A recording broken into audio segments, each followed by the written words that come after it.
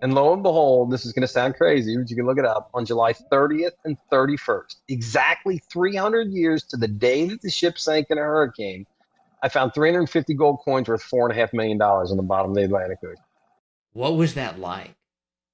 It was incredible. It changed my life, obviously. It was, I refer to it as being magical. There's a feeling that you get, a high that you get when this thing happens that I really can't describe or articulate. It's such a special feeling. The first night, none of us slept. We couldn't wait to get back out there the next day to see what more was there. In terms of who gets what, do you get to keep treasure that you find? Okay, my company has a federal admiralty claim over these shipwrecks. So the ultimate control of these wrecks is the United States District Court for the Southern District of Florida. And that was earned, basically fought for by Mel Fisher, my predecessor. He filed a case in 1979. And what you do, maritime and admiralty law is very old and archaic, and it really hasn't been refined all that well. So you go into federal court and you sue the shipwreck. Okay. So you launch a lawsuit against certain unidentified shipwreck located at such and such a location. And then you have to put out a public notice that anyone that's got a claim to these shipwrecks needs to come forward in this case and state their claim.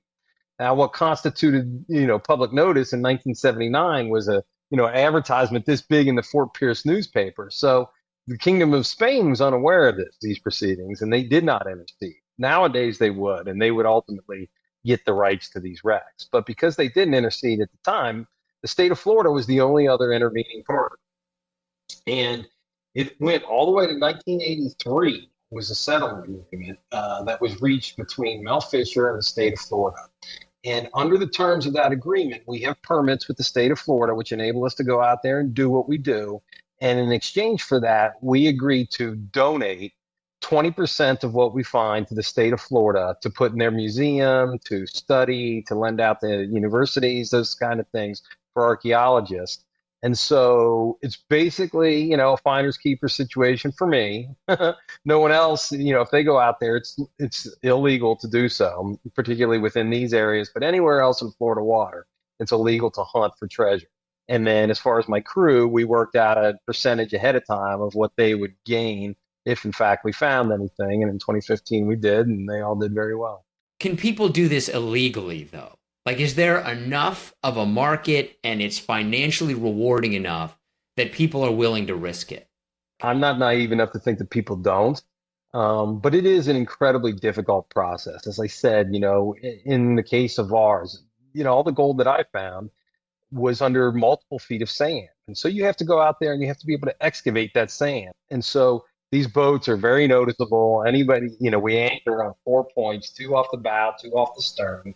And it's really obvious if somebody's out there doing this. And so I'm not naive enough to think that people don't swim around with metal detectors, but what I consider the low-hanging fruit, the things that are laying on top of the reef, for the most part, have been picked up over the last 50 years.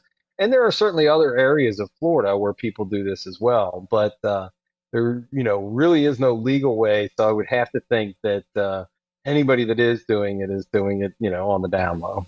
When we talk about that 1715 treasure fleet, how much more could be down there?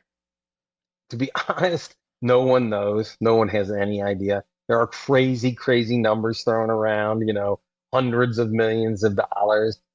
If I was to be perfectly frank, I don't believe that's the case. I mean, worldwide, maybe there are, but, the shipwrecks that were, there's millions and millions of shipwrecks, all littered all over the ocean.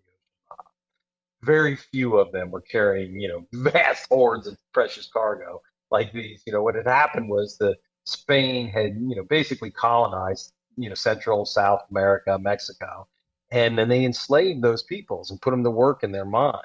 And so they were producing this gold and silver down there, and then they were shipping it back, through Havana, Cuba, on its way back to Spain. And so the vast majority of sunken Spanish treasure is either off the east coast of South America or Central America, around Cuba, or the east coast of Florida.